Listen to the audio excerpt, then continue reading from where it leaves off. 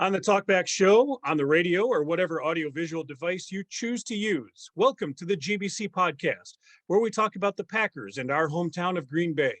This is episode 26, created on October 26, 2022. I'm John. I'm in Appleton, Wisconsin. Along with me are Jeff in Minnesota and Neil on the East Coast. Say hello, gentlemen, and tell us what you're drinking. Hello, gentlemen. In anticipation of our upcoming expedition, tonight I'm drinking a Bell's Expedition Stout. I'm having a First State Brewing Whimsical Anomaly Hazy IPA. And tonight I mixed myself up a Tom Collins. All right, you can find us on YouTube and Twitter at Green Bay Chat and Facebook at the GBC Podcast, Green Bay Chat. And now just the audio is available on Spotify and Anchor by simply searching for Green Bay Chat. Well, we're going to take a review of last week, week 7 against the Washington Commanders. And we have guests, yes, plural, guests for us tonight. But this is the week we have been looking for. We've had it marked on our calendar for quite some time. It is our big road trip, the GBC Podcast road trip to Buffalo. And we are certainly going to talk a lot about that tonight because we're very excited to get on the road this weekend. But before all of that, we have to kind of review what has happened. Now, Neil, you had a little bit of a road trip this weekend. You went to Washington, D.C., and I guess there was a football game that was going on there. And for large portions, it was not such a great football game to watch. Yes, I drove down to D.C. and took the metro to the game and got the full D.C. of experience of having to walk a mile to get to the stadium. The beaten down Washington Commanders fans who in many areas were outnumbered by Packers fans, especially in the lower level. It was a game that was set up for us as Packers fans to be a glorious ending, but unfortunately the Packers decided to play the Packers. This is a true, what the hell is going on out there kind of situation. I honestly don't know what's going on with this team. I don't think any of us do, but that was appalling for long stretches of the game. And what's worst about this is the fact that we started out great. Our first play of the game was an 8-yard run for Aaron Jones. That is how we started out the game. And although we ended up having to punt on that drive, we scored a touchdown on the second drive, going ahead 7-0. From that touchdown, with 6:38 left in the first quarter, until we got the ball back with 6 minutes left in the fourth quarter, Aaron Rodgers was 10 of 18 for 67 yards, over 3 quarters of football, 10 of 18 for 67 yards, 3.7 yards per attempt. No, I mean, and there was a lot of short passing. I mean, Aaron Rodgers wasn't under pressure, but Aaron Rodgers had his shortest time from snap to delivery of the football of any game this year. It was clear that the game plan was we were afraid of that Washington defense and their rush, the fact that they put 9 sacks the previous week, and we tried to get everything off quickly. But I mean, nothing worked as far as our rushing game. Our passing game essentially worked only when they were playing prevent. But, just looking at our rushing game, we had 12 rushes for 38 yards. We allowed 38 rushes for 166 yards. Vince Lombardi would be appalled by that situation. The bright spots of the game are fundamentally it's Aaron Jones as far as the offense is concerned. I'm convinced that we should be moving Aaron Jones to wide receiver 1 at this point because we might as well put our best playmaker out there in a place where he's going to make the plays. He obviously had a great catch on that longer touchdown pass, played well as receiving the ball. Otherwise, I just don't know what is going on with this team. Obviously, we had other things going on as far as the game. We had 9 penalties for 69 yards. We had no conversions on 3rd or 4th down. We were 0 for 7. We had an 0 for that game. That 0 for is the first of the Packers since 1999. That's the Ray Rhodes era. The offense has taken us back to the Ray Rhodes era. If you look at what we did as far as our running game, right? 12 rushes for 38 yards, right? This is something that we're not moving the ball. And although I detest how often Mike Sherman used the U71 package, we've got to be trying something different. And I say, bring that U71 package back because something's got to happen to allow us to take advantage of the ball. I went back and rewatched the game. I obviously was at the game. I went back and watched it on video. And somehow the game, I kept punching myself in the nuts, and somehow the game actually looked even worse on video than it was there at the time. I just don't understand. I don't understand what we're doing. One other note as far as Aaron Rodgers is concerned, he's now at 9 straight games where he's not surpassed 260 yards passing.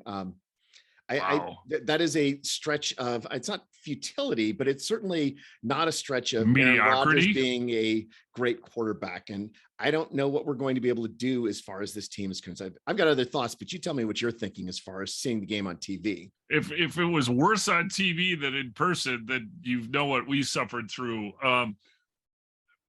Yeah, I mean it started out okay, and I remember because there were a lot of, as you said, there were a lot of Packer fans, and there was a lot of Packer cheering. You could hear it on TV, and you made a comment early on when we were winning that a lot of the Washington fans were triggered when you were cheering. They're beaten down fan base, and until they took the lead or got close to taking the lead, they were just a beaten down fan. They were just sort of looking around. It's like, what's going on here? We're getting cheered out in our stadium, but we're Washington fans, so this is the way it goes. This is our lot in life. But unfortunately, then we gave them something to cheer about, didn't we? We gave them things to cheer about in the sense that our defense eventually was worn down by their offense because our offense couldn't do anything. We couldn't sustain drives. And once that happens, our defense was forced to just keep playing, and they wore down in the second half as they had before. Look at the total numbers. The Packers had 47 plays on offense. Washington had 72. They had 25 more plays on offense than we did. Well, that's not a strategy for keeping your defense fresh. It could have been worse. We talked about this, like if they started fast, like, okay, this is, and then just there's been not even a half of football that's been like, okay, that was good. That was sustained. They seemed like they were engaged. They knew what they were doing. They were successful. And it was, again, the margin for error this time, just the more stuff, it just kept snowballing. The weird bounces, the penalty, like you said, the penalties, the asshats again. Just it was equal opportunity clusterfuck. How's that? And yet, despite all of that, if Amari doesn't muff the punt, we might have still won that game. Right. If Stokes does not have the penalty on the Rasul return, we might have still won that game. That tells us more about Washington, I think, than about us. But still, we still could have won that game with just one more lucky bounce, essentially. Yeah. You even said, Neil, eventually the defense was worn down. And I think at least through the first half defense did look strong, but it should have looked strong. You're playing Taylor Heineke, you're playing a far inferior team, but you could see that the defensive scheme was working. Great, we got a pick six. That's a feather in the cap. That's a highlight for the season. But Rasul Douglas had a few different passes defended, which was great. They were in position. They were doing what they were supposed to be doing in the first half. But like you said, they just got worn down, and the blitzes trying to get home on the quarterback every time seemed like they were about a half a step short. Kingsley Enagbare, though, gets his first career sack, which was pretty nice, but it's also the only sack of the game for the defense. So they're there. They're just not there. Well, you know what the I other mean? thing that I texted somewhere about mid to late second quarter, and I'm like, how many interceptions have the defensive backs dropped? And I'm like, okay, I hope that doesn't come back to bite us in the ass. Yeah. Right. They dropped a few, but but Devondre Campbell gets one. Douglas gets one that's called back. They did play well. They played the way that the defense should look, but that's the way that defense should look against a better team as well. And we're going to be playing a better team coming this week. And if that defense can look the same against Buffalo, my gosh, it'll be a miracle. But it's that sustain piece too, right? I mean, the same thing happened in the Jets game, though. They played great for a half. Yep. The offense didn't give them that much to work with. I mean, in past years, not that long ago, the offense would have had 21 or 24 points, and they could almost salt it away. And that's not happening here. They're getting a score or two scores a game now. That's not gonna cut it. Just continuing on the defense, right? So you mentioned the pass defended. We had 6 passes defended. That's more than like our first 4 games combined. We had 9 quarterback hits, 29 pressures on Taylor Heineke, 6 tackles for loss. There were things that we did well on defense, and it's just you can't keep doing that against an NFL team. Like you said, though, too, it's the offense needs to help the defense. When you're outplayed 25 plays in the game, that defense is out there way too much. Those guys were getting gassed as it was. You have something that's going on, you're thinking, all right, good, the offense is going to get out there, we got some momentum going our way, and it just sputters. It doesn't follow through it. And I think, Neil, that's something that I think you see more in person. And I kind of felt that that I saw some things at the New England game in Green Bay, and maybe you saw it now with this Washington game, and it's just not crisp. And I know part of it now is the thumb injury to Aaron Rodgers, but he's not as poised, he's not as confident, he's not hitting the mark, and he's certainly not throwing as fast or as crisp of a ball as he has been known to throw in the past. Until he does, until he has like the one. Yeah, right? but I mean, there were so many inaccurate passes that Rodgers had that if he throws it on target, it's something that it's going to get a first down, right? There were plays that you can see, going back to the confidence question that you had, Johns, of Aaron Rodgers, 23 completions in the game. 8 were completions behind the line of scrimmage. There was so much short passing as far as that game is concerned. And fundamentally, the Washington defense, the Washington game. Exactly. The Washington defense just played a base defense with a 2 deep shell, cover 2 shell. And that's all they need to do. They didn't need to rush more than 4 people. Their vaunted pass rush didn't knock Rodgers down. Rodgers was mostly unbothered, but it was mostly unbothered because they knew he was going to get rid of the ball extremely quickly. And they didn't have to worry about anything. They just had to worry about tackling our players or covering our players. And they knew that we were not going to get first downs in that circumstance. But this is a theme now for multiple weeks where the defense isn't doing anything special. The opposing defense, they're not doing anything. I mean, they're good, but they're not exceptional, and they're just playing a super vanilla. And they're just saying, okay, try and beat us. Right. We can't. We should be able to scheme away against base defense. We should be able to figure out a way to beat a base defense. I do like that Rodgers was at least trying the shorter passes, the quick slants. And Jeff, you and I talked about this early in the game, the one to Lazard. Yeah, it was right in Lazard's hands, and he probably should have caught that. But watching that throw in slow motion, and there was another one. When Rodgers is bringing that ball up, the nose is pointing down on the ball. And once you let it go, you're not going to get your arc. It's pointed down, and it's going to go down.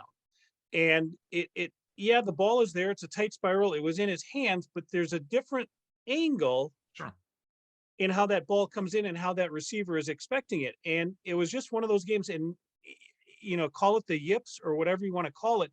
He's just not. Well, is that releasing as a quarterback, sir? I mean, if you have a thumb problem, is that where you're controlling it? And so, I mean, is that a thing? I mean, a lot of it is in your pointy finger, depending on how you hold it. But I couldn't imagine if you don't have the strength in your thumb. I mean, that's half the hold right there, right? Yeah. When you come through, it's that flick of the wrist, right? Yeah. But if your thumb's already hurting and it's going to hurt to go through the whole motion like that. It just, I don't know what's going on. Well, then you do have the yips, right? Then you do kind of like short arm it a little bit. He's got to be holding it just a little bit, or just, like I said, when you watched it, I rewound that play and watched it in slow motion a little bit. And it's not so much the motion that it's just where the ball was. The ball wasn't in the right spot. He took the snap, and Neil, like you said, it's like he felt he had to hurry himself. And I didn't think he needed to, but it was a good play. Lazard ran the route very nicely. The ball was there, and it just bonked right out. Yeah. We just got to keep an eye on that, and hopefully he can come through. But I hate to say it, I watched some videos online today, and Jordan Love throws the ball very nicely. He throws darts. He's throwing very well. He can throw more than 10 yards. Well, that's a plus. If he can run the offense, you got to be looking at making a change, I think. Well, I don't know that you have to look at making a change. I don't know that I'd go that extreme, but what I was going to suggest, and I still am going to suggest, if Rodgers' thumb is holding him back right now, just call him injured for a couple of weeks, especially this week, right? This is a game that we expect to lose. As I said, we feel like we're playing with house money as far as this game. Give Rodgers a week for his thumb to heal, and hopefully he's going to come back looking more like Aaron Rodgers. That's what I meant by make a change. Let him sit out a week or two. It's not, his legacy is not going to be tarnished by sitting out. I think his legacy is going to be more tarnished by not being able to throw the ball 10 yards and not being able to get a pass completed because he just can't hold the ball correctly. Yeah, there was a change made because he wasn't under center as much, because I think that aggravated it in the first half too. And like you said, taking a direct snap, that would hurt. I don't think we even need to talk about the ass hats. Just they showed up again, unfortunately. And I don't know if we want to get into this at all about Amari Rodgers. I mean, oh my God. The Amari experiment has to end. Yeah, at least on special teams. And, he did have that one really effective reception. Maybe we've got to just see, is he able to serve as a second running back, or slot some sort of slot receiver, yeah. see if he can do anything useful for the team, but he's not doing something useful to the team, returning punts the way he is right now. Yeah, no, there's no way. Between the fair catches when there's nobody around him and just the mistakes, it cannot continue. And hopefully, like I said, the experiment, they're just gonna at this point say, okay, this was a failure, and I don't know, even as a running back, I would be worried about his ability to secure the ball. Just holding onto the ball seems to be a chore in that. Well, somebody said that a lot easier when you're not catching it from 100 feet up in the air. Right. Yeah. And I think that there was a tweet that was, we saw he had his Ty Montgomery moment. Yeah. So like, yeah, probably. All around though, Neil, as we've been saying, the fans are still there. The fans are bringing it. The fans certainly at home, but on the road. And you talked about it. How was the overall experience in the dump that is FedEx Field? I mean, when the game was good, the Packers fans were happy. I mean, it's not as festive a crowd. I mean, it is a DC crowd. I think the DC-ness of the game infects Packers fans too. So it's not as good as other road games and other road environments that I've been to, but we were happy. There wasn't like the Go Pack Go on the subway, coming off the subway or anything like that. So it was a more subdued game than I've had previously in Washington. But, there were plenty of us there. And, I've got in the YouTube on the video, I've got the interception return by Devondre Campbell. Rasul Douglas's return or non-return was in our side too. And the fans were going nuts at that time. I mean, it was a lot of fun. And we were absolutely out cheering the Washington fans. When we were on defense, we were the ones that were being loud. They were making noise when we were on offense, but we were making more noise when they were on offense. And so that was really exciting in the first half. And then once we sort of saw the same game being played again that we've seen several times over this season, that really sucked the life out of the Packers fans too. And, we certainly had hopes when we came back, but once we were down 10 points, it just didn't seem very likely. And talking about the fans, Neil, this week, really, when it comes to other teams' fan bases, this is a game I have been looking forward to. People in Green Bay, we say we have the best fans, but a lot of us don't get out of Green Bay to see what other fans are like. And I'm really looking forward to the Bills Mafia. I'm really looking forward to see what it's like down in Orchard Park. And with that said, we have some guests from Buffalo who are going to tell us all about it. Well, just as we are three guys from Green Bay talking about our team, the Green Bay Packers, we found three guys from Buffalo. They call themselves Not Another Buffalo Podcast, and they talk about, believe it or not, the Buffalo Bills, and they are here with us. So, gentlemen, please say hello and tell us what you're drinking. What's up, guys? My name's Brando from Buffalo, living in the city here. And to represent my hometown blonde here, I'm going to crack it. I got it's called a Tailgate Brew, the Buffalo Bills Zubas on the can, and you can drink the process. It's from Windy City Brewery. It's a brewery just outside of the city. Yeah. Cheers, Nice. Boys. Cheers. Excellent. I'm John. I produce our podcast. I'm living down in Nashville, Tennessee right now, but all three of us went to high school together. I've got some Voodoo Ranger Imperial IPA because that's what I have in the fridge at all times. My Buffalo stock of beer has run dry. So I usually make one summer trip back to Buffalo and bring a lot of beer back with me, but it has gone dry at this point. Yeah, right on. I'm Pat Caprio here with the homies since day one. I'm actually not much of a drinker or a smoker, but I am present with some Skol Snus. You can find it at most gas stations. So, yeah, happy to be here for sure. Excellent. Right. John, you bring up a great point because Neil is a big beer guy. Jeff's a big beer guy. I'm indifferent on it, but when we travel, we like the local flavor as well. So being the Buffalo guys, we're going to be like right downtown Buffalo this weekend for the game. Where do we want to go for local beverages? Definitely your first stop should be Resurgence Brewery, where you can pick up a Buffalo Rumblings IPA, partner with our father podcast. Okay. But Resurgence is good. Southern Tier is also a favorite of mine. They have a double IPA that is probably my favorite IPA in the entire country. So that's actually, John, with that being said, downtown Southern Tier, it's attached to this restaurant called 716, which is like pretty much attached to Harbor Center and Key Bank Center where the Yes, Sabres and play. you boys can be safe and take the train too. You can hop on right at University Station, and it's the last stop on the subway. So Yeah. But if you're downtown, it's right there. And there is a Sabres game Saturday night. So you might get the party down there if you check that Yeah, out. they're playing the Blackhawks, I believe. Yep. Boo Chicago. I don't know if you guys can get behind that where you are, but I think we can handle that. Yes. Yeah. So you guys tell us your tale growing up in the Buffalo area. You're Buffalo Bills fans. It's a great small town story, but you also created this podcast to talk about your favorite team, similar to, like I said, what we did. How'd you get started? What was the impetus for all of this? So it kind of started with phone calls, honestly, because Pat and I realized that after the game, and usually like the day after the game, even, I'd be driving somewhere and I just call him up and we just talk Bills for an hour. And I was like, we really should just record this. You make me laugh 2 or 3 times every single time we're on the phone.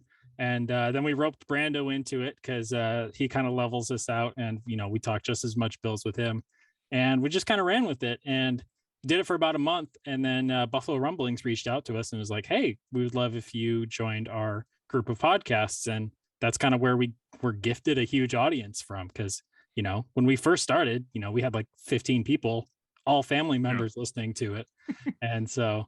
We just kind of gift wrap this audience from Buffalo Rumblings, but it's been really fun interacting with Bills fans in that way. Wow, does that sound familiar? That is exactly what happened with us. The group texting and chatting and then Zoom calls, and it just evolved from there. Yeah. About you guys, but for us, we've been lifelong friends. I've known these two a very long time, and we get busy, and the common denominator is the Bills. So having these set times, that it is work, but it's well, what are we're sitting having a drink, shooting the breeze, shooting the shit with the guys, right? We don't have to bleep that out on this show, but it's nice to be able to reconnect and get closer to your friends, as I'm sure you both, or you 100%. That is exactly what it is for us. John and I have been friends since first grade, and COVID sucked for a lot of things, but one thing it was good for is it got us doing video chats with one another, and this has really been an extension of that. It's like, well, if we're going to talk to each other, we love talking to each other, let's do it in a more formal setting. Talk about growing up in Buffalo, though, you guys. For us, Green Bay is a small town. It's a special place. We talk frequently on our show about interacting with players growing up, or relatives. Like my parents, Neil's parents, they interacted with players of their era as well. Is Buffalo, because it is a relatively small town, is it the same way there? So let me tell you. So as we were a little bit outside of the city. We graduated, I think we had 49 kids in our class. So we have a very small high school. But since I've lived in the city now, this is my about 9th year in the city. I've worked, I'm a teacher, but I've worked down in Orchard Park, which is where the stadium is located. It's not in downtown Buffalo. And it was really cool because we would have, I've had Sean McDermott's children, Kyle Williams' children, Lorenzo Alexander. They're all there. They all live there. They're part of the community. They're part of the school community. The moms they all take turns carpooling. And it's a funny story. I had Kyle Williams' son, and we had to make a call to him, and we couldn't get a hold of him. And we look at his form, his emergency contacts are Lorenzo Alexander and Sean McDermott, and it's like, well, they're in practice, so we can't bother them. So it's a funny small town feel, and there was a Halloween party. Josh Allen had a Halloween party the other day, and you see in the comments, it's like, oh, that's at the bank at East Aurora, and it's like, well, we all know right where that is, and it's that small town feel that this team, they're more than a team to a city. They pride themselves on being a family, just like I know you all do up in Green Bay. Talk about that stadium, though, because Lambeau Field's been in the same spot since 1956. We've been really blessed having that stadium right in the city. But like you said, Orchard Park, it's about a 20-minute drive out of downtown Buffalo. But what's the stadium history in Buffalo? I work at the stadium, right? So it's interesting to see the history because it's changed a lot, but it's not anything like Lambeau, I would even say. Yeah. Because it when it opened as Rich Stadium with the AFL playing. Well, I'm pretty sure they played at the Rock Pile Rock downtown. Pile was first, yes. Yeah, that was downtown. Yes. But the capacity was it was under 40. I'm looking here, 47,000 at the Rock Pile. So in early 70s, 71 is when Ralph Wilson decided to build Highmark Stadium now currently, and they couldn't find any sort of good construction. And there was plans for a dome stadium in another suburb, Lancaster. but it was just approved down by Orchard Park and with the 70,000 capacity, so they were able to merge when the NFL had to come in, and they've done a lot of renovations over the years, but they've never had a new stadium until now. We're in the middle of negotiations for that. So Are they going to just redo kind of the facades and things like that, or is it going to be like brand new stadium somewhere out near? Like parking lot adjacent to the stadium. Okay. Yeah, brand new stadium. We're still waiting for renderings. It's so funny. The Tennessee Titans announced a new stadium like 2 weeks ago, and a week after that, they had renderings. And we've known about the new stadium for, gosh, I don't know. It's been like a year or so, and we're still waiting for renderings. We still want to see pictures of what it's going to look like. But the rumor is it's going to be like Tottenham Stadium in England. So, Oh no! I'm an Arsenal fan. That's a profanity that I can't take on the podcast. Okay. I'm sorry, I didn't mean we to be found the triggered. line. John, did you see some of the comparisons online to those Tennessee renderings, comparing it to what Top Golf looks like from the Yes. exterior? Having been to the Nashville Top Golf, I didn't know what the pictures were of the stadium until I read the caption. I was like, oh, that's a cool picture of Top Golf. And I was like, oh, that's the new stadium. It's literally the same thing. And they're going to be like less than 2 miles from each other. Like, from what I understand, it's like right across the river and down a little bit. So yeah, might have some And are people they going looking to to the put wrong one. Are they looking to put a roof or a retractable roof on Nashville? I believe it is going to be a dome stadium. I think I saw a glass ceiling almost. Yeah. A glass ceiling stadium. Kind of like the US Bank Stadium here in Minneapolis. That was, they're kind of a back and forth on that because they wanted retractable initially, and it was like an extra $500 million or something like that. And it was like, that's not going to happen. That's what they said in Buffalo too. To get the retractable dome or a dome, it would have been 400 to 500 million more. I mean, but do Buffalo fans actually want a dome? Yes. Really? Man, if you've been Wow. to games like we've been to, man, I mean, I was at the Brandon and I were at the playoff game last year. I mean, it was awesome. It was so cold, man. You couldn't even finish a beer. The Like, only literally, it was- person that would ever be able to empathize with us Is are us. Green Bay I have been to January games in Lambeau, yes, where you crack Mhm. open a bottle of beer, and if you don't drink it every 45 It seconds, freezes. it's going to be frozen. I've drank beers in the stadium out of big cups where there's slush in my beer basically immediately. So I understand that entirely, but I think most fans in Green Bay would consider it sacrilege to go to a dome. Well, I have been on record with my unpopular opinion that I would put a dome on Lambeau Field, but that's something that it's just not going to happen. It's not, the stadium isn't built for that. You're not going to be able to add it on. You're not going to be able to try to put a retractable roof in that spot. So it's not going to happen. So yeah, we suffer through those winter games, and yes, you're right. We're probably the only other fan base that knows what that's going to be like. Perhaps even worse is that in Lambeau, there's a lot of just aluminum bleachers. Yeah. So that, so the first time I took my girlfriend at the time, now wife, we had a blanket, like a stadium blanket. It froze to the bleacher. So, I mean, she was kind of nonplussed by the whole thing, but I'm like, oh, okay. It's funny. Peel it off. You don't get used to it. You just endure. And again, that's it. As you get into December and January, it is an advantage though for the players, I think, because if you do host a dome team or a Southern team, I think it's a bit of an advantage. You like to think that, but it's also interesting because I don't think the NFL would let Green Bay or Buffalo build a dome because of what it does for the league to have these iconic games. Yes. Yeah. The snow coming down. The thing that stinks, which I read that they're going to put new technology in to defer it, is the wind. Like, I don't mind the snow, and they said they're going to have retractable, or not retractable, but partially covered seats so we can get some snow on the field. So it'll be a little bit shaded, but it's real tough with the way that the city is now, or the stadium is now. The lake is so close. If you're up in the 300 levels and you walk up by the bathrooms and you look over the side, you can see the lake. There's windmills, and the wind is just, it's massively being pushed off of Lake Erie. And you should check out those windmills at the Outer Harbor. It's very beautiful. If you have a chance as well, you should definitely check those out. One of the other things that I think Buffalo or Orchard Park has right is the amount of parking lots around the stadium. Now, Jeff, you know what it's like to have a stadium that's plunked right in the middle of the city, and there's nowhere tailgating to at all gather. here. Yeah. I want to talk about that because we're really, really excited to see what tailgating is like in Buffalo. Tailgating in Green Bay is spectacular. I will talk about it, as long as you want to talk about it, but I want to know what Buffalo is like.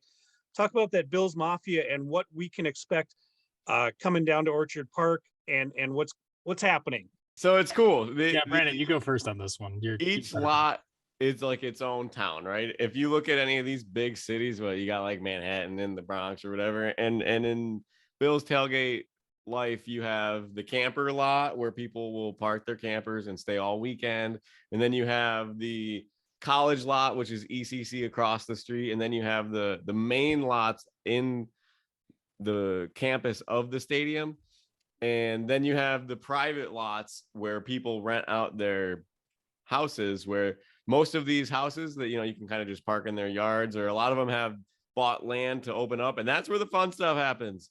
That's if you're, it's like a spectrum, right? If you're on the cement parking by the stadium, you got people with their tents and their grills. There's a tailgate village. There's usually some live music. People are grilling, playing catch. Then you back it up and you go into the college lots and you start to see a little bit more crazy stuff. And you get the ketchup and mustard man. I don't know if you've ever seen him on any. Pinto Ron, be on the lookout. He's a Buffalo legend. They spray him down with ketchup and mustard. It's absolutely disgusting, but it's pretty famous now. And then if you get every home game, every home game, no matter the weather. And then he eats a hot dog and everybody circles and everybody sprays. It's nuts. It's crazy. I see it sometimes when I'm walking in.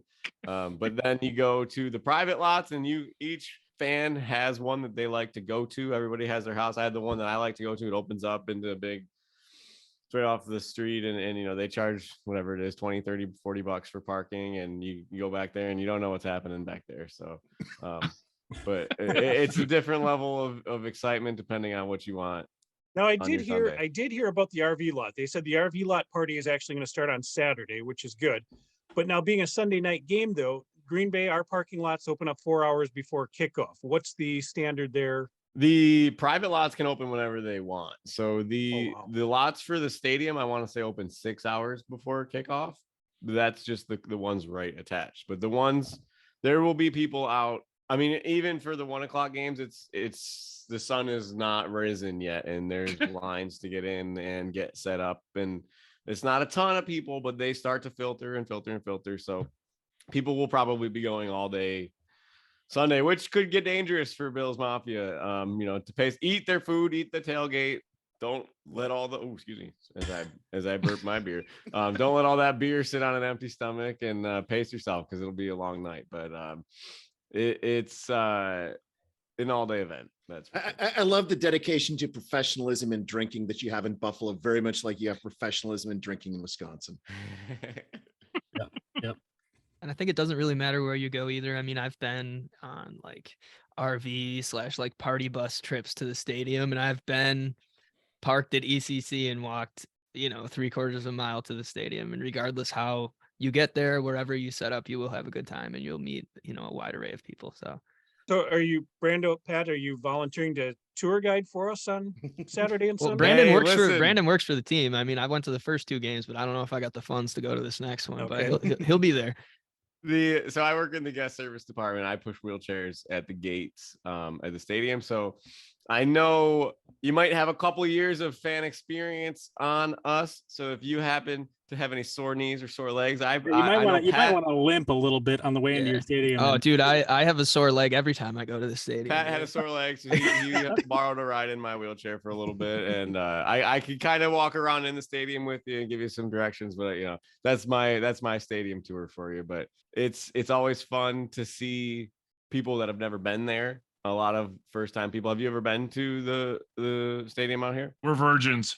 Oh, it's gonna be exciting. And it's a beautiful day to go to. This is why we wanted to go to the game. So last year was the first year that we together went to a road trip, and we decided, hey, road tripping together is fabulous. It's a great way for us to, it was even before we started the podcast. It's a great way for us to get together and have fun for the weekend. We looked at the schedule for this year. It's like, Buffalo's legiondary for tailgating. We're obviously going to Buffalo, and it should be a great game. And the game may not live up to our standards, perhaps, but the tailgating we certainly expect to. And so we're excited about this game, even though it may not be our best game of football of the year. Go ahead, Brendan. Neil brought up a good point there, and I want to ask you guys with your podcast, preseason, when you were making your preseason predictions, A, did you have this game marked? And B, where did you expect Green Bay and Buffalo to be when the end of the season rolls around?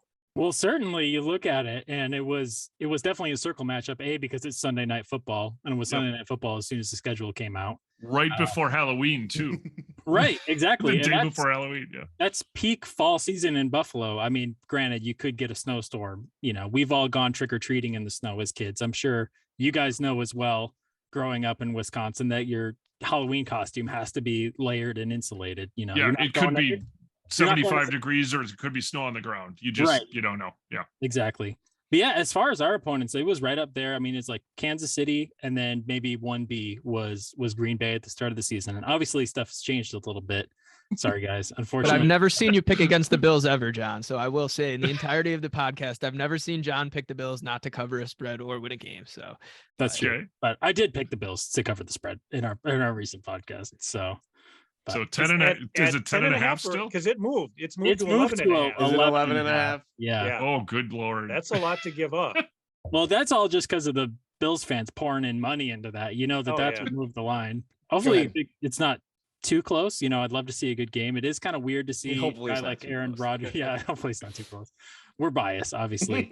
That's it is totally okay. fine. It's okay. It's weird to see Aaron Rodgers struggling like he does. I think, we were talking a preseason, we kind of go around the NFL and we were kind of wondering who's going to miss who more, Devontae Adams or Aaron Rodgers. And it seems like Aaron Rodgers misses Devontae Adams more at this point. What are the chances Sammy Watkins comes in and has a career game in Buffalo? well, is he going to be the first touchdown scorer that's a first rounder? What did they say? Aaron Rodgers has only thrown a touchdown to one first round draft pick in the past 5 years, and it's like Mercedes Lewis or Mercedes something. Lewis, yeah. Yeah. So maybe he breaks that streak if nothing else. Right. Yeah. Sammy could be his first round receiver to get a touchdown. Yeah. If he wants to drop 2 or 3 on you guys, I would be okay with that as well.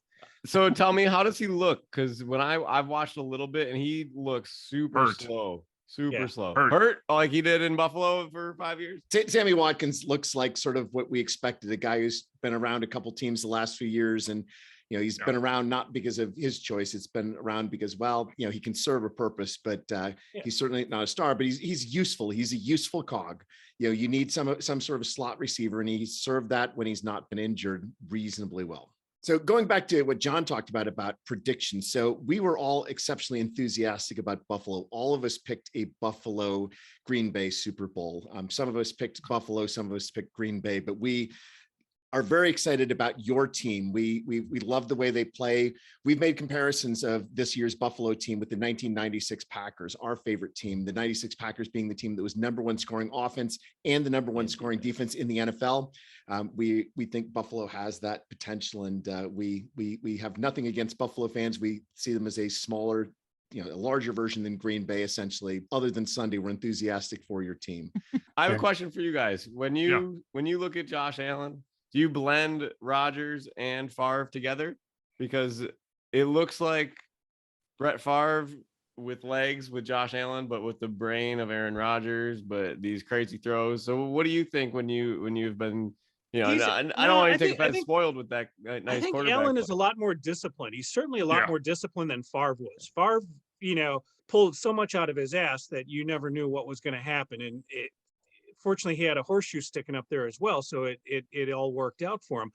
But yeah, Allen just seems he seems disciplined. He seems just regimented, but he's strong. He's got that strength, like you said. He's got the legs to move around, but he also has that surgeon kind of feel about him, like Rodgers had in his prime, that he could just pick apart a defense and put that ball wherever he wanted to.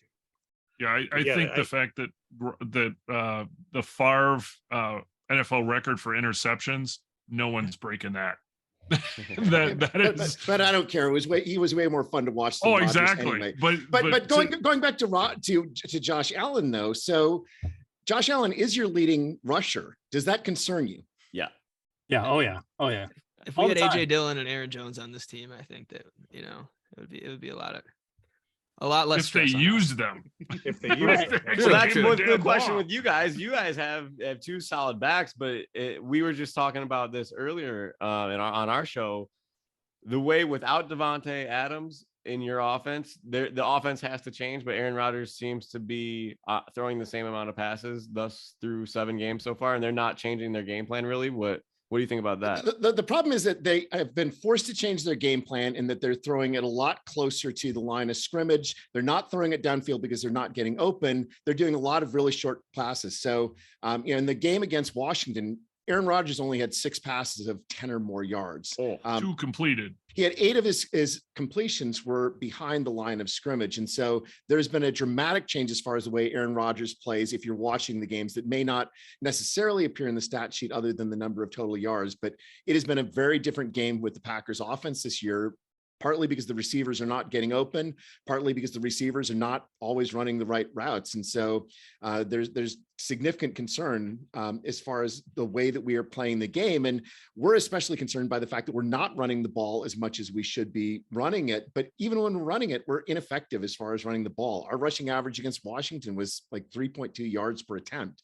So there's something that is amiss everywhere. There was something that's amiss everywhere as far as our game plan is concerned. I would say, to answer your question though too, Brenda, we're probably just as frustrated as we are fucking clueless about what's happening on this team.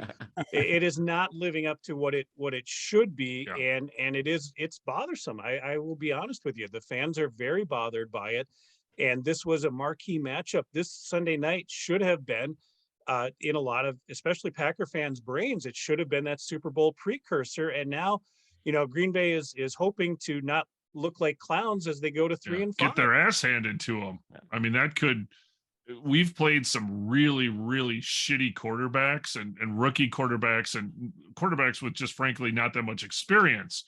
Well, guess what? That changes this Sunday. And so what is the defense going to do?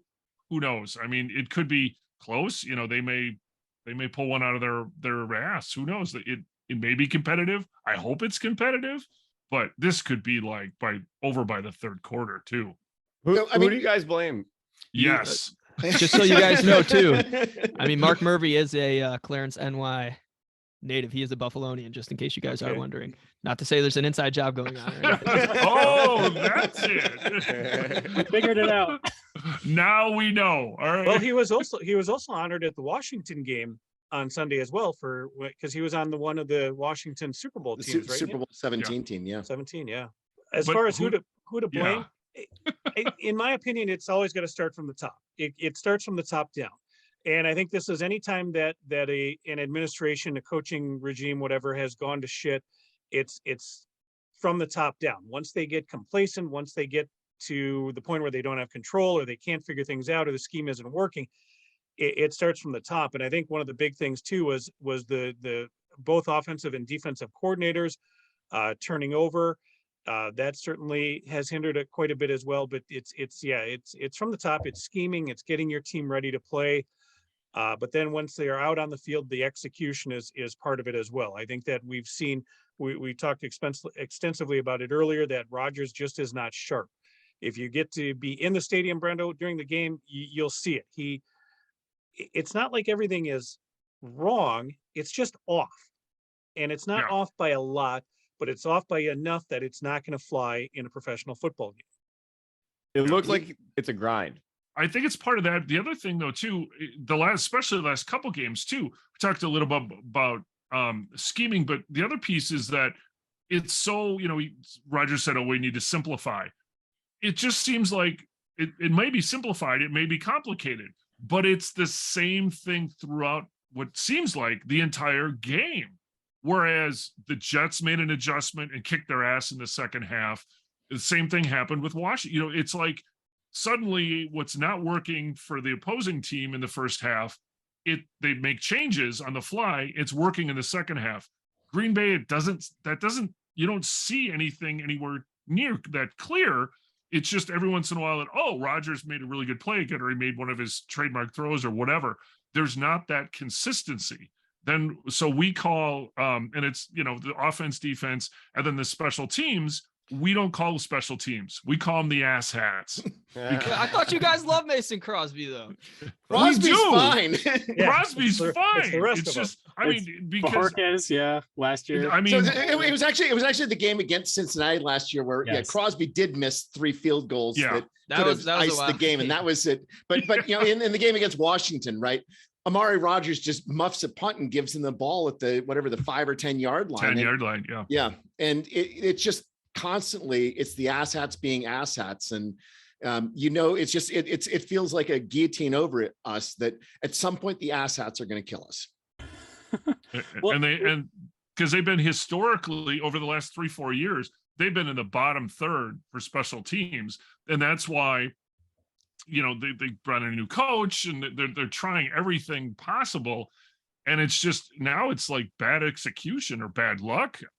Who knows? But they're still our asshats. So I'm looking at this here, and this is what I think the big difference between our two teams are. The Packers since 2020 have drafted 18 players to get 3 starters.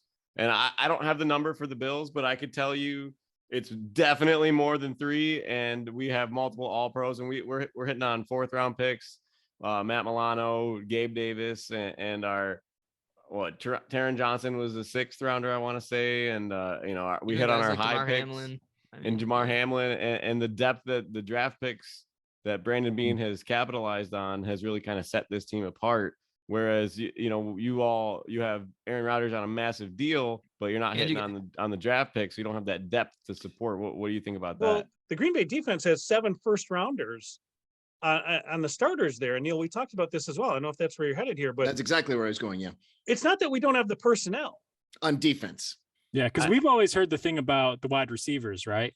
That, they've never used the first round draft pick. So I was going to ask you guys how you guys felt about, the first round draft pick asset management over the last. I want to name drop Sterling Sharp too and say that he was an animal. Right. Just it hasn't been never. Yeah.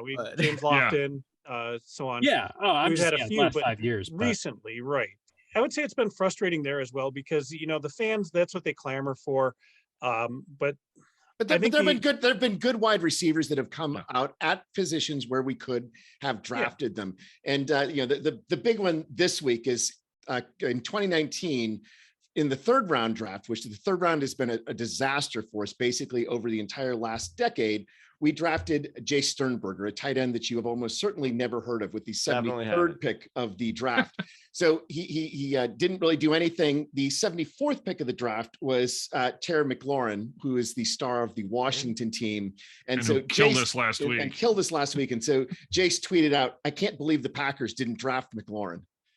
Yeah. Well, there was 32 other teams who passed right after us. 31 other teams that passed on them. There's a story in Buffalo with that. The Bills passed on Gronk. They passed on Russell Wilson. They passed on everybody. And this is why we didn't make the playoffs for 18 years in Buffalo. It's just draft after draft. You look at the pick right after us and they're a Pro Bowler. You look at the 5 picks after us and they're a Pro Bowler. And that's how it started. And then you don't want to see a historic franchise like Green Bay, who's been run pretty solidly over the last 20 plus years, to fall into this kind of a rut.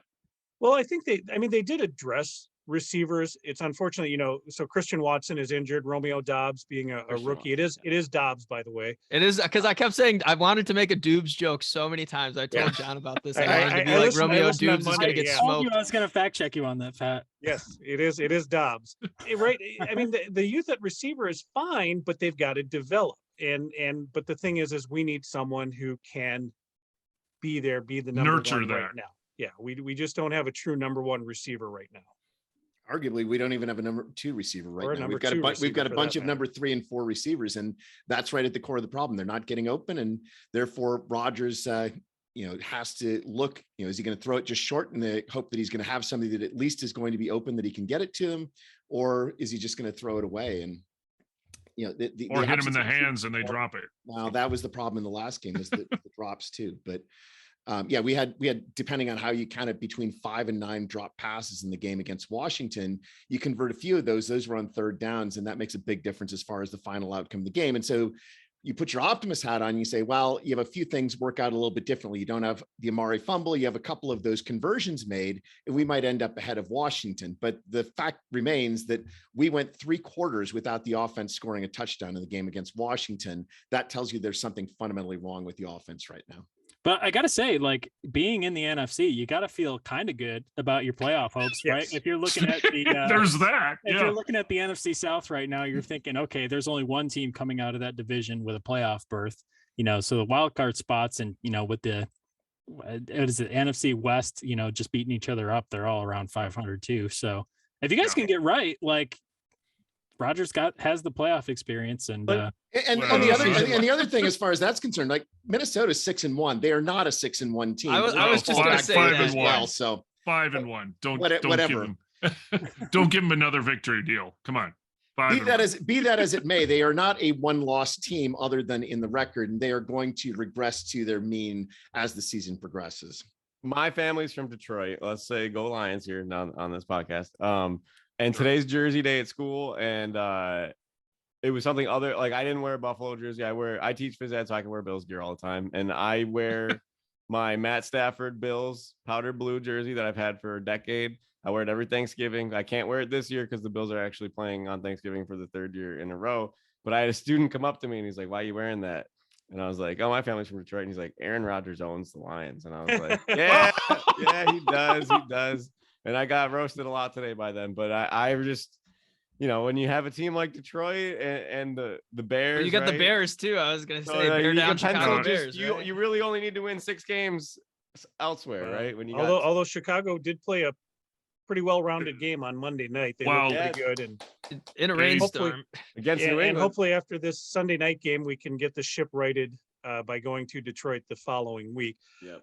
And that's a get right game Sorry if about I've ever heard of one. So Yeah. Of course, you would think Washington would the be as well, Washington or the game Jets was or a the get right game Giants. too. So we've had our opportunities so far, and that's true. That's true. we have not been up to the task, unfortunately. So real quick, you guys, what's your prediction? You have your own podcast. What? Be honest, be brutal. Hit us with it. What is your prediction for Sunday night? John, go ahead. I'm gonna go 31-13. Oh, thank you. Uh, Good. That's a good palindrome score. All right. Creative, not John. quite Creative. not quite a scorigami or anything like that, but No. So they will definitely be covering the spread in your eyes. I would think so. I would think so. Brando, what do you think? The theme of this year for us has been great teams cover, good teams win, but great teams cover, and the Bills are going to do it. I was going to say 33-17 because Rodgers is going to get some action here. He's too talented. We do have rookie corners out there and rookie secondary, but our offense is too much. So we'll put up 30 at least, and right. cover this. Pat, what do you say? 31-21 Bills. Maybe it goes down to a 9.5 point spread and the Bills cover, but I want to be, giving you guys the benefit of the doubt here. So maybe if it is an 11 point spread, you guys keep it within 10. Okay. Before we let you guys go here, I've got a story about the last time Buffalo came to Green Bay, but 4 years tell ago. me real quick, That was Josh's first start. what is the deal with the card Yeah. table? Tell me about the card tables. How did this get started? When you go through tables at a tailgate. Yeah. Yeah. Well, I don't know how it even started. I think some people, I honestly, God's honest truth, I bet you they were like sitting on their car or something, and they were so drunk they probably fell off into the table, and everybody was like, "Oh my God!" And then they were like, "Let's light this table on fire and try it again and record it and send it into Barstool." And then it was just, what can I jump off of to go through a table? And now they were jumping off buses. And now you see parents with newborn babies put them through tables and in little videos, and it gets crazy. Wow. They sell out a lot. You hear that places. You can find them in odd places. You can get them at Rite Aid. You can get them at Wegmans. You can get them pretty much anywhere in Buffalo, which is interesting. But People also- sell None of those us have ever recommend broken tables. You want the one that pivots in the middle. Yeah. The best videos are created with the ones that do not pivot in the middle, but definitely not Yeah. the best experience for yourself. Yeah. So here's the story. So my friend Scott has been hosting this tailgate party in Lot 1 Lambeau Field for 30 years. It's one of the big ones. And when Buffalo came to town 4 years ago, we happened to just stay in the parking lot the whole game. Usually he's packed up by halftime, but we stay there the whole game. And we've got the bar cleaned up, but we've got, food tables and things like that around us. And we're hanging out, we're talking, we're listening to the music. And as the crowd is coming out, there are some Buffalo fans kind of milling about by us. And they stop a little bit of a distance away, but they're looking and they're talking and they're pointing. And Scott looks at me and goes, "I know what this is about. Hang on." Scott walks over to these people, Guys. starts talking to them, and they start pulling money out. And they hand Scott some money. And he comes walking back to me and he goes, "I have no idea whose card table that is, but I just sold it for $40. So they take the card table and they take it over to, we have these big blocks in you know, like to keep cars from driving through or whatever. And they set it up next to it, and these two guys get up there, and the video is posted on our Twitter page, but very drunk, and they do the, you know, 1, 2, 3, and they jump on it and land on it. And it doesn't break. They want it to the way they wanted it to break. And I think the one guy looks like he tore his ACL if you look at it real close. Yeah, because John, like you said, the table, it was a card table, and when they both hit it, it went down on one side, and the guy on he took the worst of it. By far. They kept setting that thing up and jumping on it a good 15, 20 times. Like and people kept bounce. coming, oh yeah, you got a table. Oh yeah, you got a table. Yeah. Kept coming over. But yeah, Scott made $40 on the deal, and we have no idea whose table it was. That's funny. Nice. Well, for insurance purposes, you don't want it to be your table either. That's right. That's right. Yeah, we have no idea. Right. Plausible deniability. Yeah, not mine. It's definitely a one person thing. Like, don't go with your buddies. You don't want to bonk heads. You don't want to raise the risk of injury any further than it needs to be. Yeah. So stick to solo jumps if you're going to do that. And like John said, the ones that break in the middle. So John, Brando, Pat, we want to thank you for joining us tonight. Tell us, where do we find the podcast? Are you on Twitter, Facebook? Where are you? How can people find your podcast? So we're just on Twitter because one extra social media is enough for me to handle. And that seems to be where Bills fans propagate, or not propagate, they conjugate. They conjugate. We conjugate it all the time.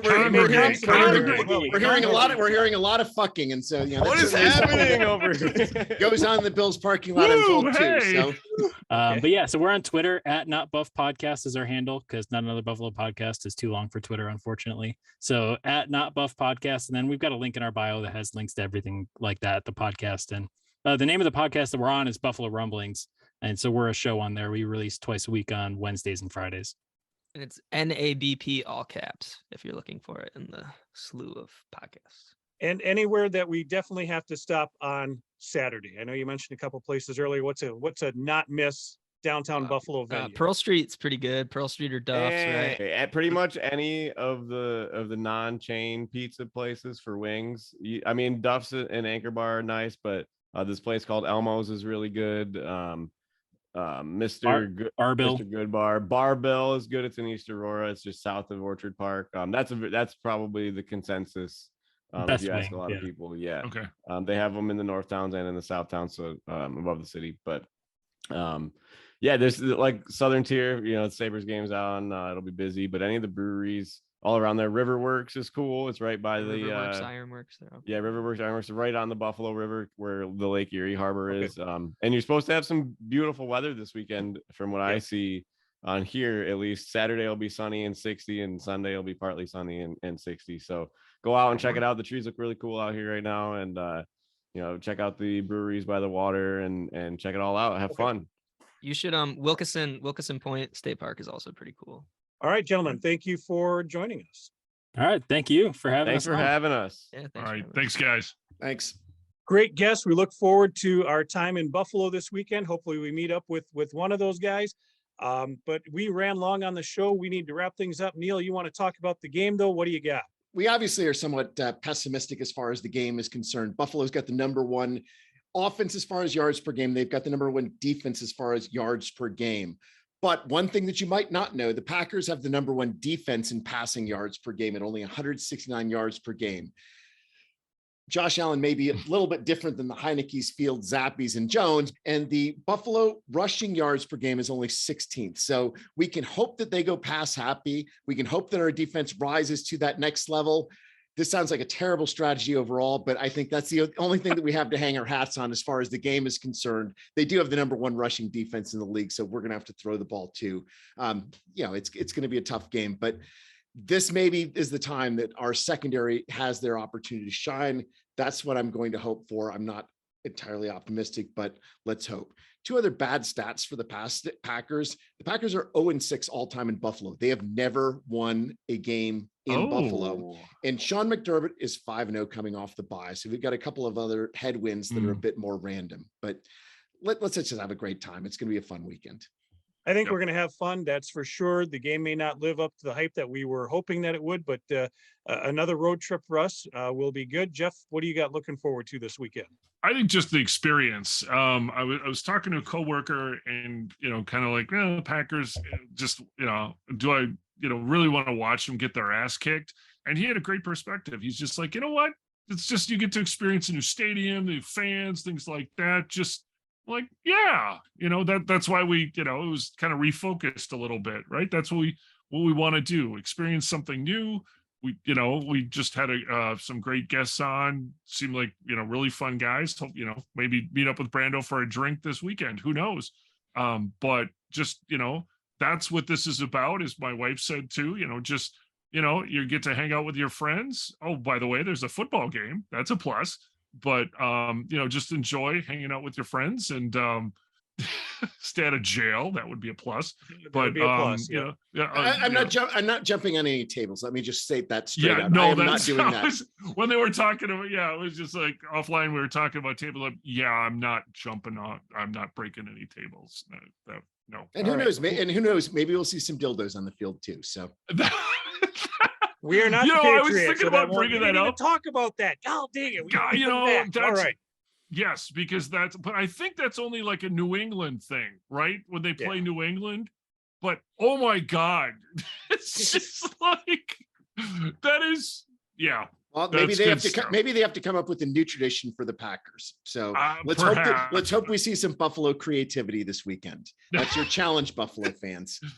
Neil, you had one other thing about the Washington game you wanted to throw out there? Yeah, so the Washington game, we had 232 total yards of offense. That is abysmal. Last week, we talked about the 1936 NFL Championship game. The Packers also had 232 total yards. The Packers were as abysmal as the offenses back in 1936. We better do better this weekend. Well, we look forward to it. We will talk next week about our great road trip to Buffalo. Remember, if you're watching us on YouTube, please hit the subscribe button, leave us a comment. You can always find the GBC podcast at Green Bay Chat. It's all one word. Twitter, Instagram, TikTok, Snapchat. We will be posting some stories on this road trip throughout the weekend. Find us on Facebook as well at the GBC podcast, Green Bay Chat. And as always, may you fully appreciate the magnitude of your impending good fortune. Thanks for joining us. Good night. Good night.